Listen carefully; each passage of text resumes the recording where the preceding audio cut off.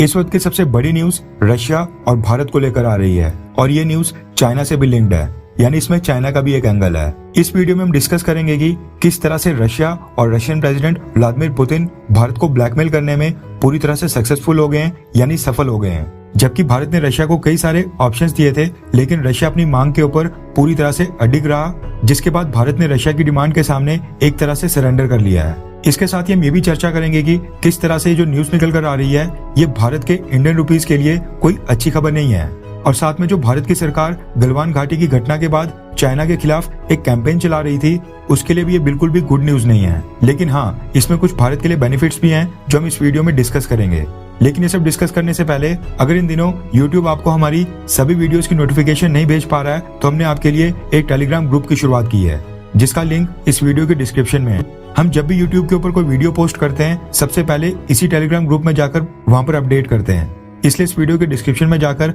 हमारे Telegram group को join कर लें। अब होता क्या है कि इंटरनेशनल डिप्लोमेसी में जब भी दो देश आपस में डील कर रहे होते हैं तो कभी सामने वाला देश हमारी डिमांड मानता है तो कभी कभी हमें भी सामने वाले देश की डिमांड माननी पड़ती है, और जो सामने वाला देश मांग कर रहा होता है उसके ऊपर सहमति जतानी पड़ती है। अब ये मैटर नहीं करता है कि कौन सा देश कितना बड़ा लाई है या फिर कितना पुराना दोस्त है, या फिर किसी भी देश के साथ हमारे संबंध कितने नए हैं या फिर पुराने। जब भी दो देश आपस में किसी भी चीज को लेकर नेगोशिएशंस करते हैं या फिर बैक चैनल्स के जरिए कोई डिप्लोमेसी करते हैं या बैक चैनल टॉक्स होती हैं, तो उसमें गिव एंड टेक का रिलेशनशिप होता है। यानी एक देश को सामने वाले देश को कुछ देना पड़ता है, बदले में सामने वाला देश उसके बदले कोई चीज देता है या फिर कोई मांग मान लेता है। और जब दो देशों के बीच गिव एंड टेक वाला रिलेशनशिप होता है तभी वो दोनों देश काफी लंबे समय तक अपनी पार्टनरशिप को बरकरार रख पाते हैं। वरना अगर दो देशों के रिलेशनशिप के बीच बस एक ही देश को फायदा हो तो सामने वाला देश नाराज हो जाता है, तो वो दोस्ती या फिर वो पार्टनरशिप काफी लंबे समय तक बिल्कुल नहीं चल पाती है। इसलिए जब भी दो देशों के बीच गिव एंड टेक का रिलेशनशिप होता है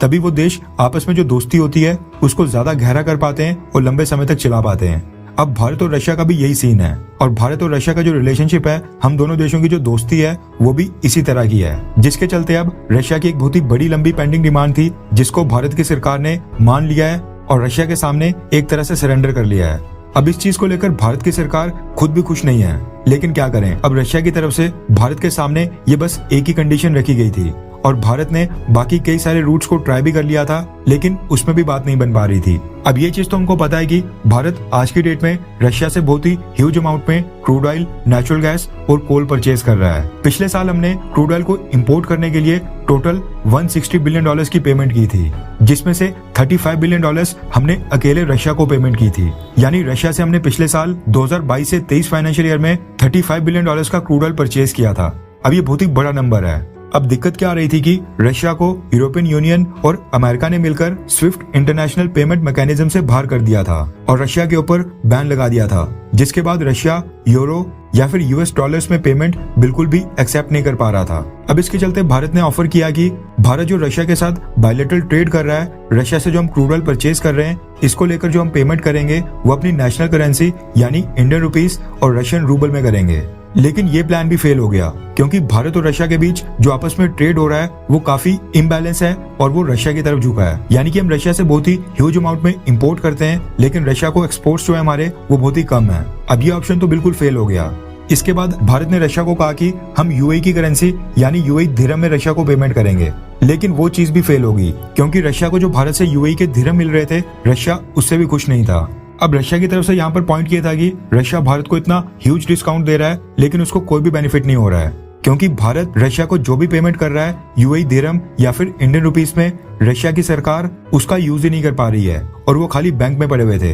अब रशिया के लिए मसला ये खड़ा हो गया कि रशिया का चाइना के साथ जो बायलैटरल ट्रेड है वो तकरीबन 190 से 200 बिलियन डॉलर्स तक जा पहुंचा है। यानी रशिया चाइना के साथ काफी ह्यूज लेवल के ऊपर इंपोर्ट और एक्सपोर्ट कर रहा है, इसलिए रशिया को ज्यादा से ज्यादा चाइनीज युआन की जरूरत पड़ रही थी। इसके साथ ही जितने भी सेंट्रल एशियन या फिर एशियन देश हैं, उन्होंने रशिया की करेंसी यानी रशियन रूबल को एक्सेप्ट करने से इनकार कर दिया था। अब ये सारे देश चाइना की करेंसी चाइनीज युआन को लेने के लिए तो तैयार हो गए थे, लेकिन रशियन रूबल, इंडियन रुपीस या फिर UAE के दिरहम को लेने से इनकार कर रहे थे। इस कारण से रशिया ये जितने भी एशियन और सेंट्रल एशियन देश थे, इनके साथ ट्रेड जो कर रहा था उसमें रशिया को काफी दिक्कत आ रही थी। रशिया के इंपोर्ट्स और एक्सपोर्ट्स काफी प्रभावित हो रहे थे क्योंकि ये सारे देश रशिया से चाइनीज युआन में पेमेंट मांग रहे थे। अब इन सब के चलते भारत ने रशिया की एक बहुत ही लंबी डिमांड जो रशिया पिछले 12 महीने से यानी तकरीबन 1 साल से भारत से कर रहा था, भारत ने वो चीज मान ली है। और अब खबर निकल कर आ रही है कि भारत ने चाइना से जो हम क्रूड ऑयल परचेज कर रहे हैं उसकी कुछ पेमेंट चाइनीज करेंसी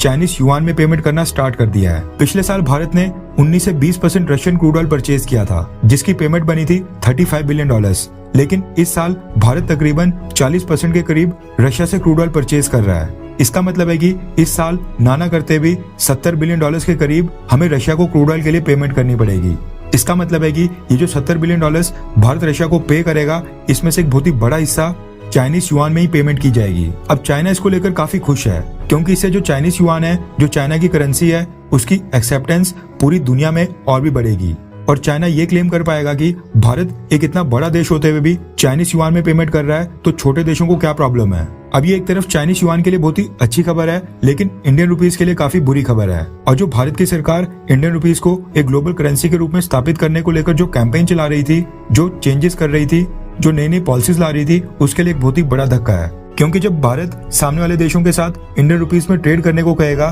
तो सामने वाले देश कहेंगे कि अगर भारत खुद ही चाइनीज युआन में पेमेंट कर रहा है तो फिर वो क्यों इंडियन रुपीस को एक्सेप्ट करें, और भारत भी उनके साथ चाइनीज युआन में ही पेमेंट करे और चाइनीज युआन में ही ट्रेड सेटलमेंट करे। गलवान घाटी की घटना के बाद भारत की सरकार लगातार कोशिश कर रही थी कि चाइना से जो भारत को रॉ मटेरियल आता है, जो चाइना से भारत के इंपोर्ट्स हैं, और जो चाइनीज करेंसी है यानी कि चाइनीज युआन, इन सब के ऊपर भारत की डिपेंडेंस कम हो, भारत पूरी तरह से चाइना की इन्वेस्टमेंट के ऊपर निर्भर नहीं हो जाए। लेकिन इस चीज को बहुत ही बड़ा धक्का लगने वाला है। अब रशिया और चाइना ये दोनों देश इस चीज को लेकर काफी खुश हैं कि भारत इनको चाइनीज युआन में पेमेंट कर रहा है। अब अगर एक तरीके से देखा जाए तो भारत के लिए ये बेनिफिट होगा कि रशिया जो भारत को क्रूड ऑयल, नेचुरल गैस और कोल के ऊपर डिस्काउंट ऑफर कर रहा है, वो आगे आने वाले और भी लंबे समय तक चलता रहेगा। और आने वाले समय में भारत और रशिया के बीच जो कोई भी नेगोशिएशंस होंगी, चाहे वो डिफेंस डील्स को लेकर हो या फिर ट्रेड एग्रीमेंट्स को लेकर, उनमें अपर हैंड भारत के पास रहेगा। और रशिया भी भारत के साथ थोड़ी फ्लेक्सिबिलिटी दिखाएगा, भारत के साथ नेगोशिएशंस में थोड़ी ढिलाई बरतेगा,